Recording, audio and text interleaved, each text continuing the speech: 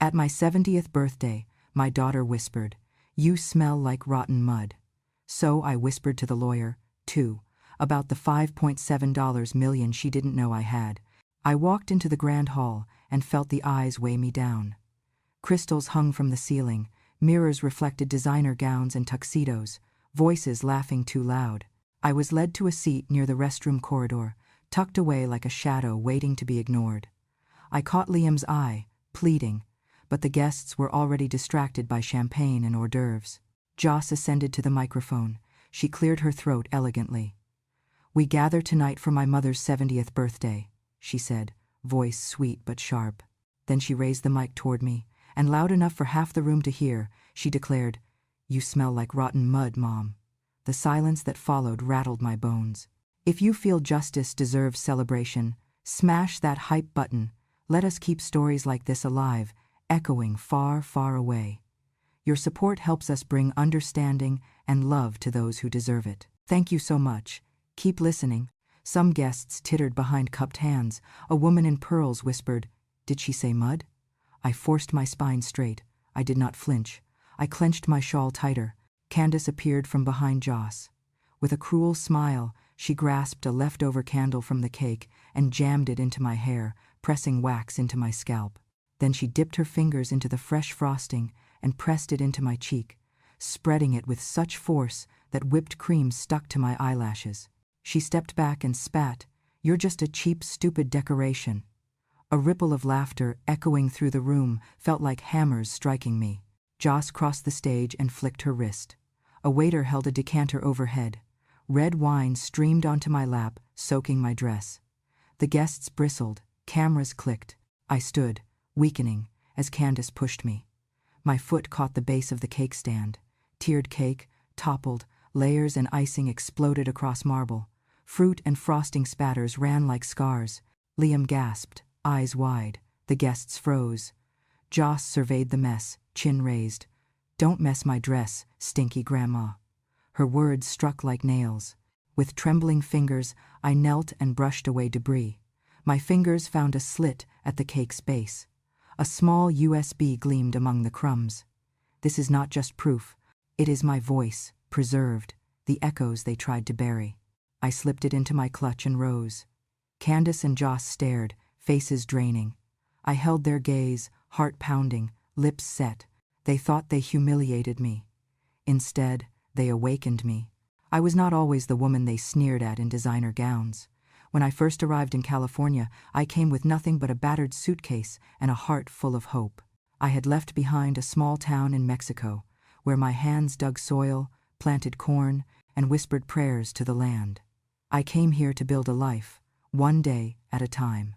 Before Joss was born, I worked 3 jobs: cleaning houses, scrubbing floors, washing clothes for families who could pay more. I remember one freezing winter when I had only $3 in my pocket and no bread in the house. Joss, then an infant, coughed in her crib. I walked to a bakery, watched people shuffle past warm loaves, and under that street lamp took one. I was arrested, handcuffed. The judge dismissed the case after the story broke that I was trying to feed my child, but the record stayed. That moment branded me, the bread thief, in the minds of a few neighbors who remembered and whispered.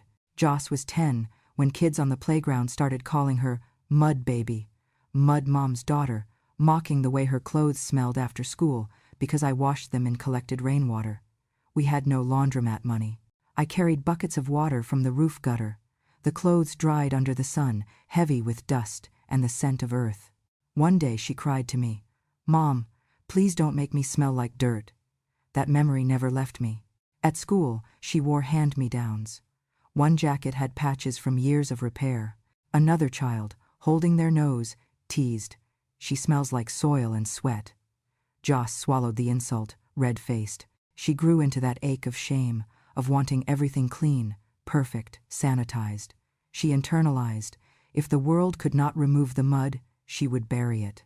I never pressured her, but I could see her pulling away. She refused my tortillas made from stone-ground corn, complaining they tasted too rustic. She threw away gifts I crafted, crocheted scarves, old photo frames, calling them outdated junk. I was reduced to a museum relic in my own home. When she became an adult, she built her life around luxury, fragrance, and cleanliness. She told clients she had no time for reminders of the past. She bought houses in hills, installed air purifiers, and never opened windows. She banned soil-smelling foods in her kitchen. She refused my presence in the spa she built, saying, "I want my brand to smell like success, not dust." She once turned to me and said, "Mom, I promise I will never let mud touch me again." In her voice was a vow, in my heart, a wound. She separated herself from everything that made me.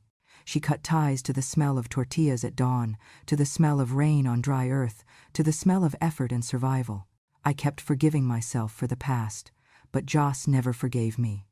In her mind, every grain of soil, every patchwork quilt, every sip of water from the roof meant I had failed her. And now tonight, she would remind me of that failure in front of everyone. I never expected to become a stranger in my own home. But by the time Joss and Candace had finished with their decor upgrades, I was exactly that, a ghost with a name no one would call. After the debacle at my birthday, things shifted. The family portrait on the wall was replaced, photographs of Joss, Liam, and Candace smiling in matching outfits. No trace of me remained. No image of me at the old kitchen counter, no faded shot of me holding Liam as a baby. I asked about the frames, and Candace replied, "Oh, we're redoing the gallery. You'll get your turn later." But later never came. At dinner, the seating chart was reconfigured. I was not seated at the head table with the guests. Instead, I was shown to a small table tucked into the corner behind a heavy curtain. The host, Joss, sat with other VIPs. They placed my plate silently, then ignored me as they conversed in refined voices. I felt the table vibrate with conversation, jokes I could not follow. I ate quietly, tasting edges of food, hearing laughter, and feeling excluded. Candace instituted new household rules. No talking about the past, no reminiscing, no anecdotes about the old days. And, my least favorite, they forbade speaking Spanish in front of guests. "We don't want awkward translations," Candace told me, voice cool.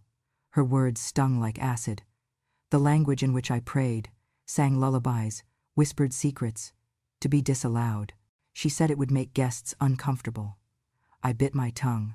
One evening, a group of Joss's business colleagues arrived. They mingled, introducing themselves. One woman glanced at me and asked, "And who is she?" Joss answered with a shrug and practiced nonchalance.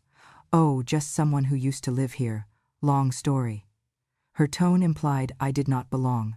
I was not worth explaining. I felt each syllable like a hammer. The label roommate began to follow me in whispers. A friend stayed overnight and later told me, "Candace introduced you as the former roommate in the villa." I was stunned. A former roommate, someone who had once lived somewhere, who might at any moment move out or be forgotten. Not a mother, not a matriarch, not a person of value. They moved my things, my books, my framed sheet music, my shawls, into the smallest bedroom at the end of the hallway. It was dim, with a narrow window facing the garage wall. The walls were painted pale gray, with no character. The ceiling light flickered. I went in one evening to find half my clothes missing, half my jewelry gone. I asked Candace, and she said, "Some of your things were cluttering up walkways. We're storing them for you." Liam came into my room one afternoon, stood at the threshold. He looked thin, nervous. He asked in a small voice, "Grandma, why don't you ever eat with us anymore?" I looked at him, surprised. His face was earnest, confused. I swallowed. Candace interrupted his voice through the door. "Because she doesn't belong anymore." Her voice echoed down the hallway. Liam's shoulders slumped. He turned away without another word. I closed the door and sank to the floor, chest shaking. For a moment, I felt like the air itself had turned against me. Days went by.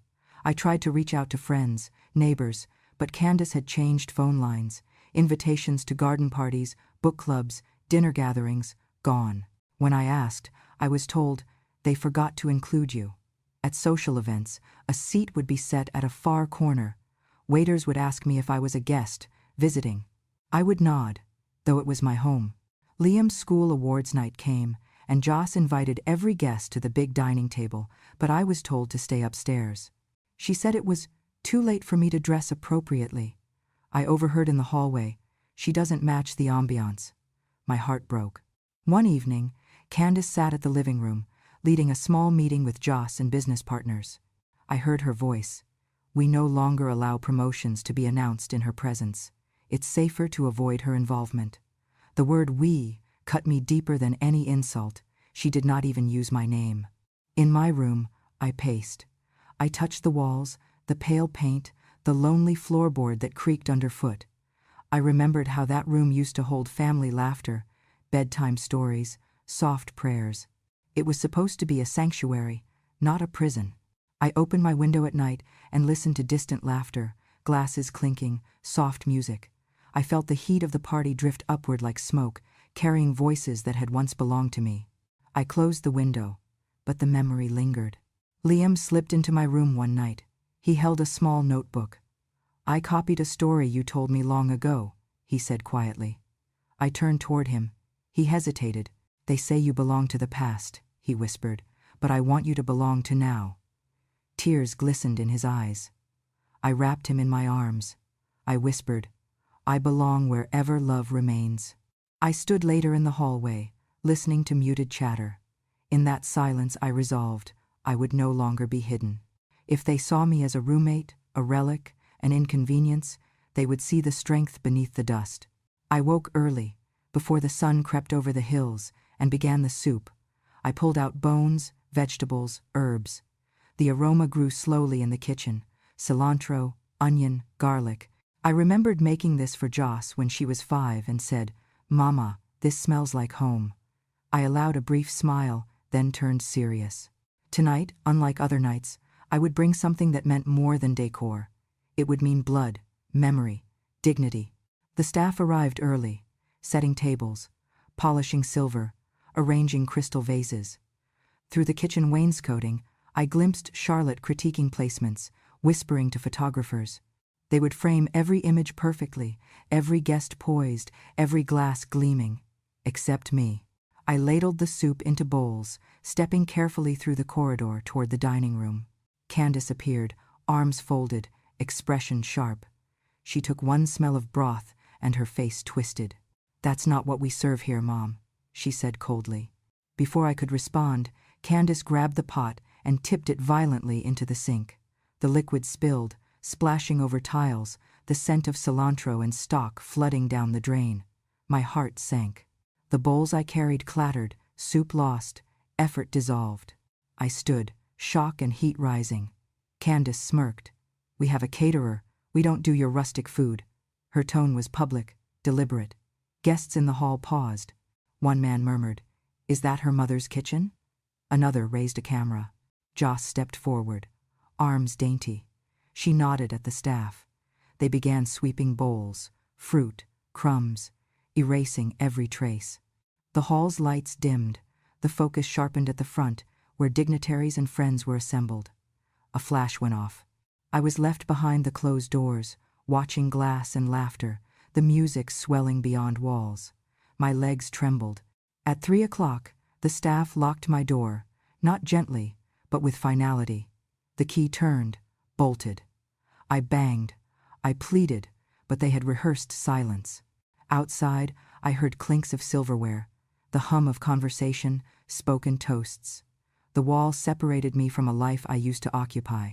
In my shutting door, I heard footsteps, the photographer tuning his lens, the host's laughter warming the room as though I had vanished already. I sank to the floor. My soup spoons rattled in the cabinet door.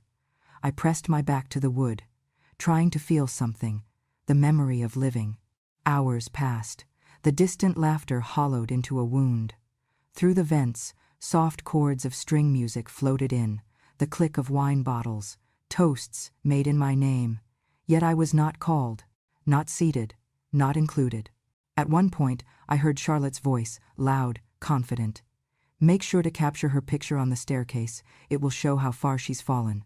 A mocking suggestion. I cringed, pressing my fingers into the carpet, the echo of those words a lash. Then came the flash of cameras outside the door. The windows of the banquet hall glowed. The carpet, the guests, the fine dresses, everything staged. I was concealed, ignored. No one turned for me. Somewhere between afternoon tea and evening toasts, Liam tiptoed to my door. He whispered, "Grandma?" I recognized the crack in his voice before I saw him against the frosted glass. His face was sad. He cupped his hand, but I could not reach out. The door would not budge. Later, in the hall, I heard the sound of cameras clicking in the ballroom.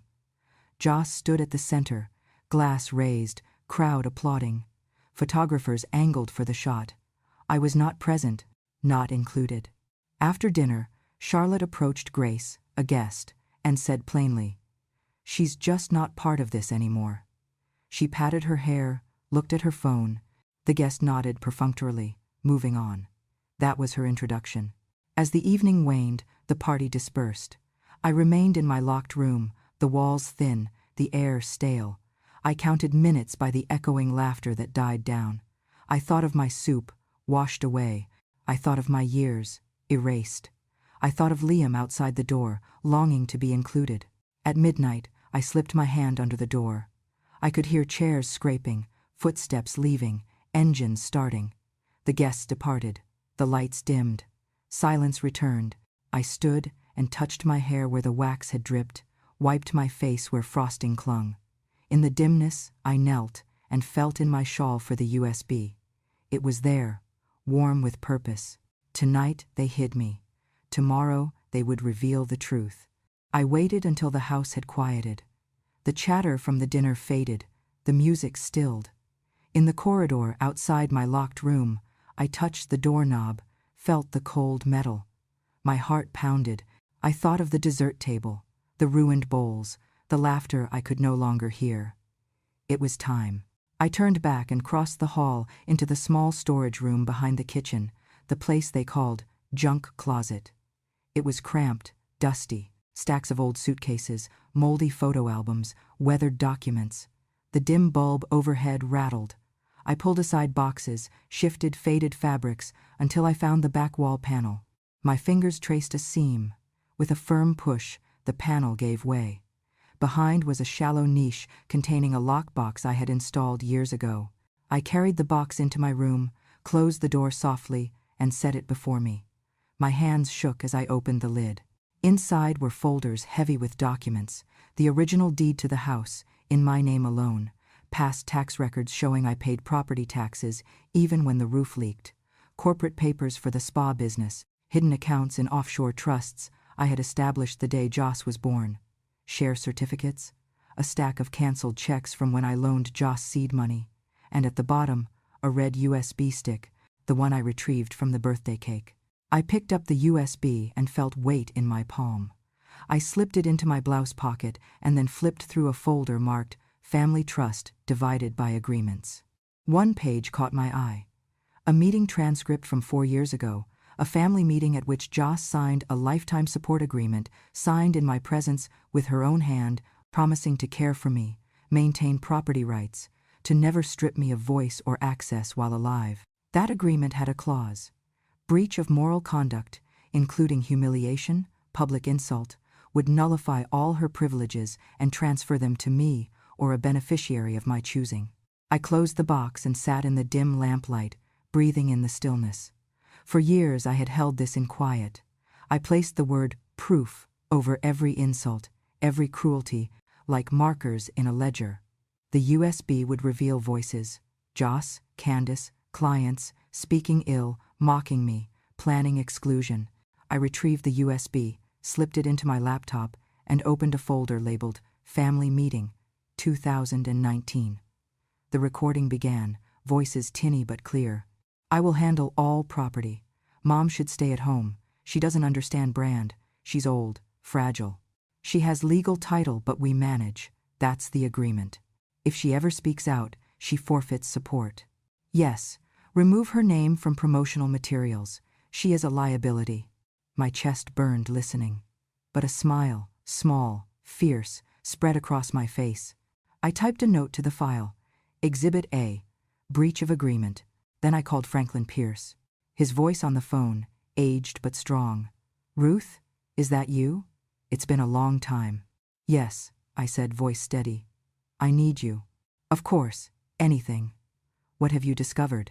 I told him about the deed, the agreement, the recordings, the cruelty they inflicted, the humiliation. He was silent a moment. Then, "Let's remind them what loyalty looks like." We plotted. First, Franklin would file a formal notice of breach of the lifetime support agreement and petition the court to enforce the clause that I assume full control over all property, assets, and the spa business. Second, he would serve them with copies of the recording, publicly if needed. Third, he would freeze their access to accounts tied to the property. I listened, feeling strength return. I once saved his wife when she had cancer, driving her to treatments, lending money. He had never forgotten. Now, he would repay the kindness. That night, I drafted a letter to the bank, to corporate partners, to press outlets. I wrote, "I hold title. I hold proof. I will no longer be silenced." I attached the USB file, the signed agreement, share certificates showing I retain controlling interest. I sealed it and sent it to Franklin. Before dawn, I locked that storage room tighter, replaced the panel, and returned to my tiny bedroom. My shoulders ached, but I lay awake, knowing I had begun. By morning, I felt renewed, no longer a relic, not a ghost. I was a power quietly awakening. In their banquet hall, they would wake to a reckoning. I woke to the ring of the phone. Franklin's voice crackled through. "The complaint has been filed. I've served Joss and Candace with notice of breach. They have 24 hours to respond before we go public." My heart thudded. The time had come. By midday, Franklin sent the complaint to the California office of the Elder Rights Protection, to local newspapers, and to banking regulators. Within an hour, emails flooded Joss's business inbox. Account access suspended, pending review for fiduciary misconduct.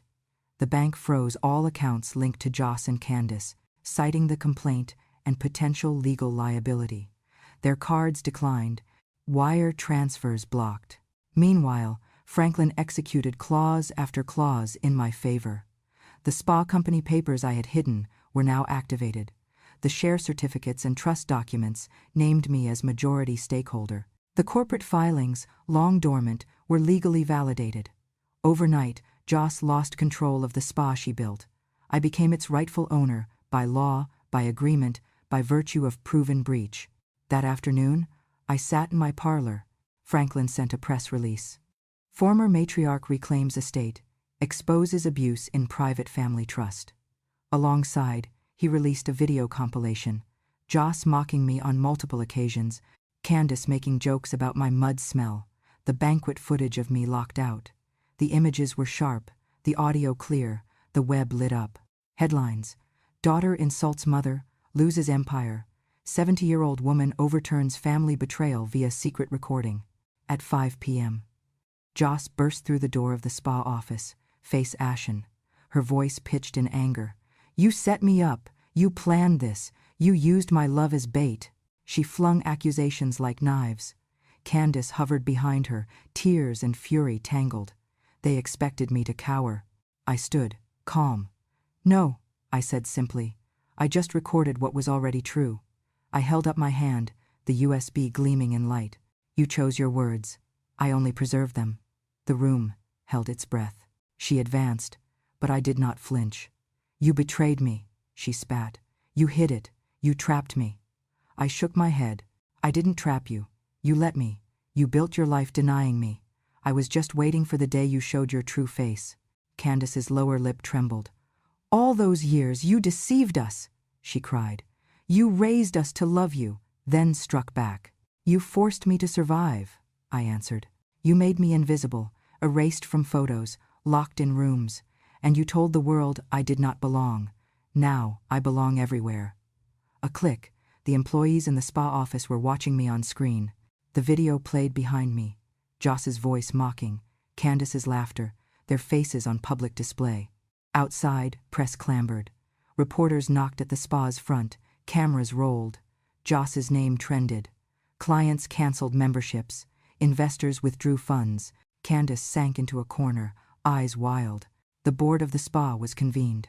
With my majority stake and legal standing, I installed new leadership, me as interim CEO. Joss was ousted, Candace severed, the locks changed, her office was rekeyed to my administration. The building she once claimed as her domain now bore my name. In her confusion, Joss screamed again. "This is not fair. You cheated."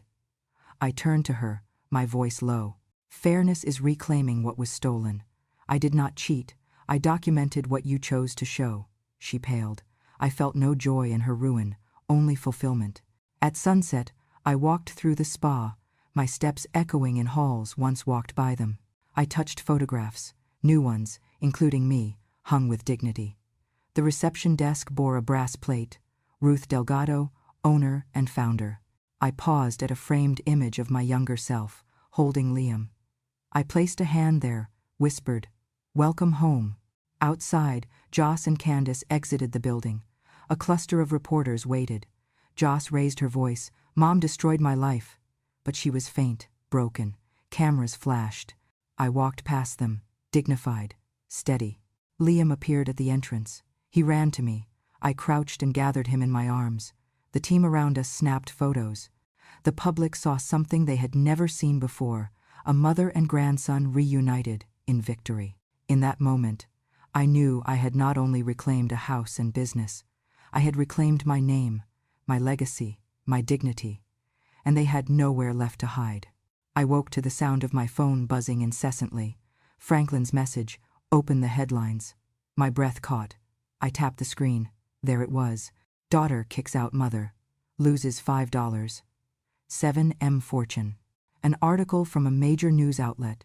Joss's face plastered across the page, eyes wide, mouth open in outrage. Below, sub-headlines. Spa empire shifts control to mother. Once beloved heiress, now disgraced. My pulse stilled. This was the moment. By noon, my staff received calls. Clients canceling memberships, property managers demanding transfer paperwork, lawyers inquiring about shares, everything shifting. The spa's board meeting convened early. Joss arrived in a sleek black dress, makeup heavy, face drawn. She attempted to stride through the lobby with authority, but staff stood aside.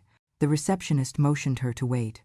A newcomer executive, selected by Franklin, accompanied me to the board table.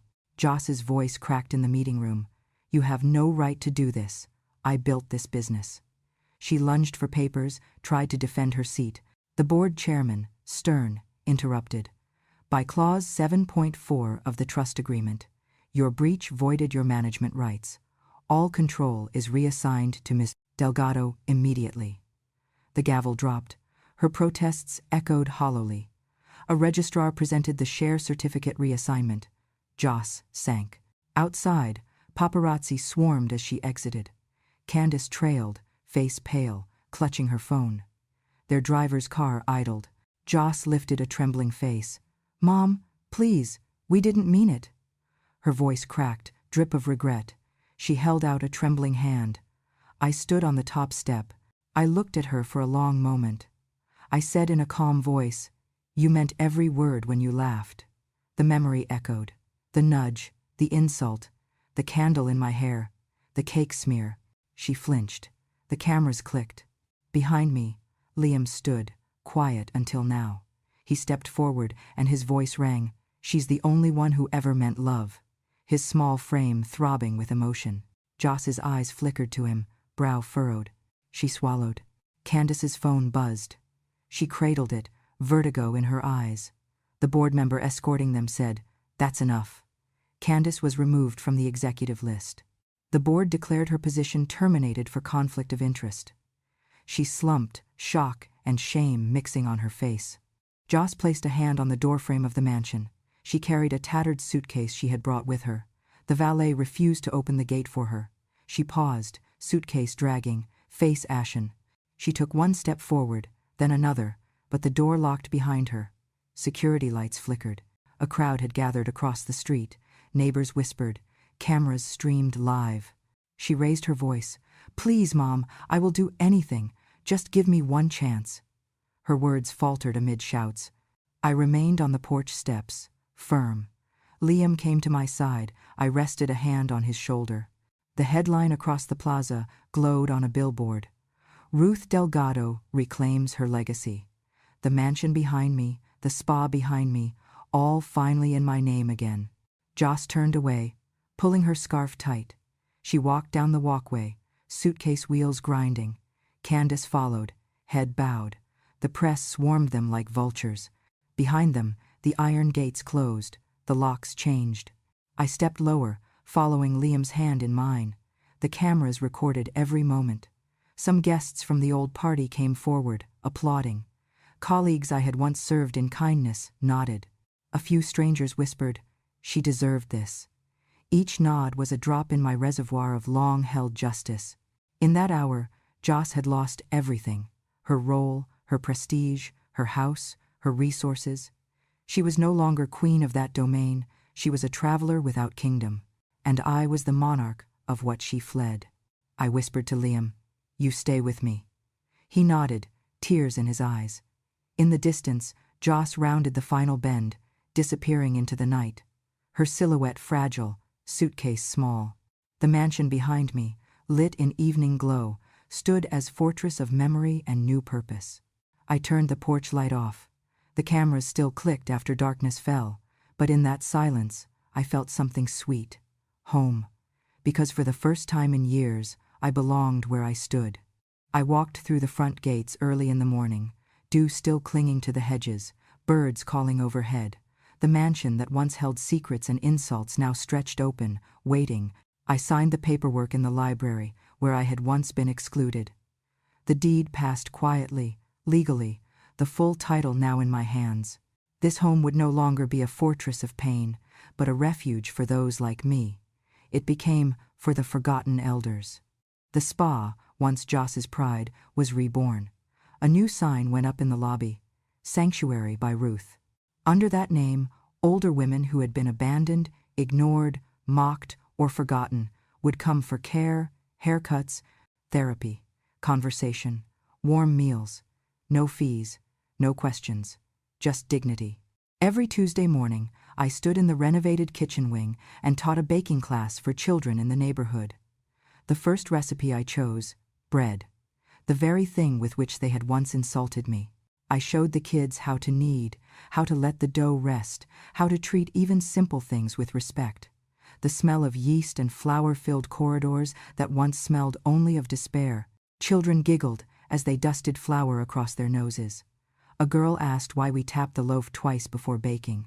I whispered, "To remind it is loved." Liam came each week. He wore jeans and t-shirts now, his hair grown. He assembled the tables, washed dishes, read stories to visitors in the lounge. He told me he loved the smell of this place, not like mud, but like home.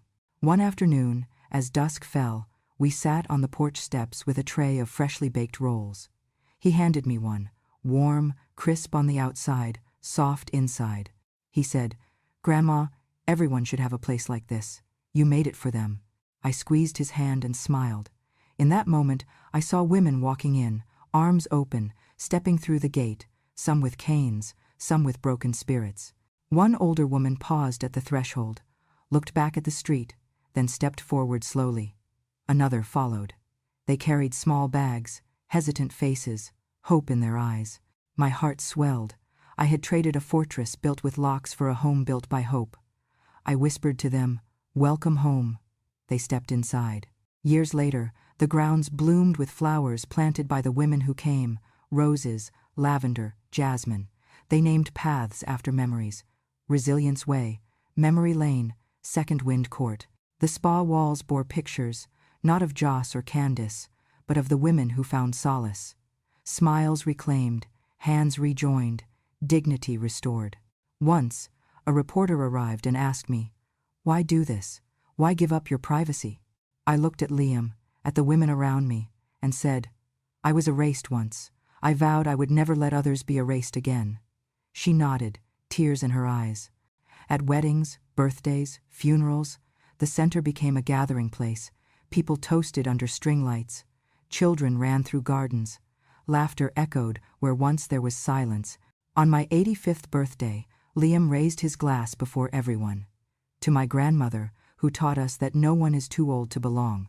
They clinked glasses, teacups, water glasses, small cheers. I looked at faces, worn and hopeful, and I thought, this is what inheritance looks like.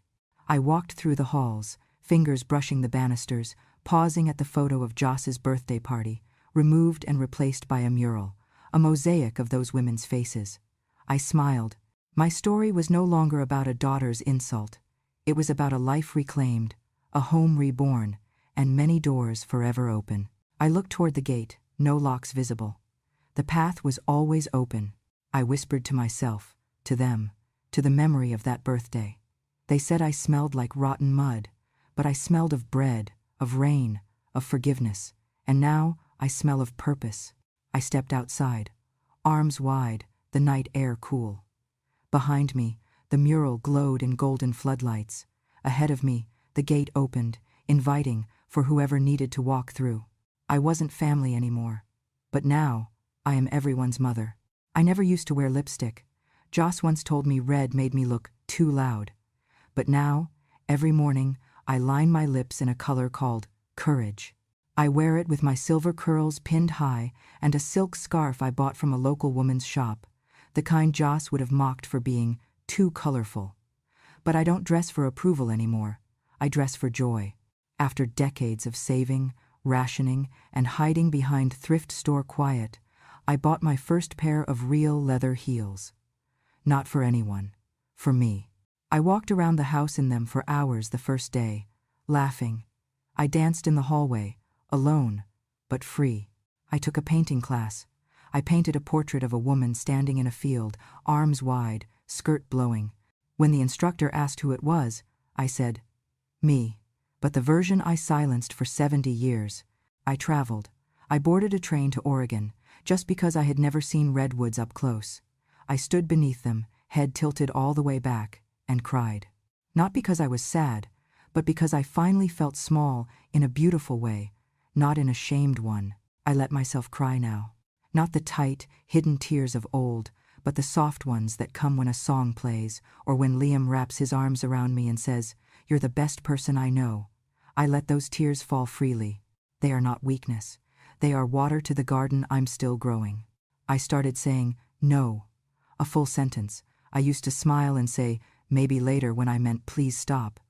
But now I say, gently but clearly, no, thank you. I no longer explain away my discomfort. I don't let anyone speak for me. I don't whisper my worth. I framed the insult Joss gave me. You smell like rotten mud. I typed it, centered it in black on white paper, and framed it beside a pressed flower. Visitors always ask why. I tell them, because that was the moment I was reborn. I don't hide it. I honor it. That cruelty birthed the revolution. I created a scholarship for immigrant mothers going back to school. I called it the Mud Fund, because mud grows roses, because mud keeps you grounded, because mud isn't something to scrub off, it's something to build from. I go to the movies now, alone. I laugh loud. I buy popcorn with extra butter.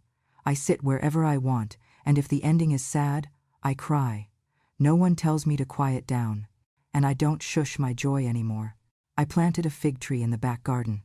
It's slow, stubborn. I named it Anna, after my mother. Every time it grows a new leaf, I sit beside it and talk to her. I tell her what I've done. I tell her I've finally learned what she meant when she said, "Even when they bury you in dirt, remember, darling, you are a seed." I forgave Joss, in my own time, in my own way, but I never let her back into my home. Forgiveness does not mean reunion. It means peace, on my terms. She writes sometimes. I read the letters. I pray for her. But I do not answer. That is the boundary I give myself. And that boundary is love, too. I threw away the old teacups that had chipped. I bought myself a new set, gold-rimmed. I use them every morning, even when I'm alone, because I'm not waiting for guests to treat myself well. And on my 75th birthday, I wore a red dress, the boldest one in the store, with sequins and sleeves like wings. I walked into the room and the women clapped. Liam brought me a cake that said, "To the real Queen Ruth." I laughed so hard my ribs ached. That night, when everyone left, I stood in the mirror, wiped off my makeup, and whispered to my reflection, Thank you for not giving up on me. Because I used to think surviving was enough. But now I know. Thriving, laughing, dressing up, crying when it's real, saying no, planting trees, framing pain, helping strangers, eating cake with no apology, that's how we love ourselves back to life. I was never just someone's mother. I am now fully my own. And that is a revolution no one saw coming. Not even me.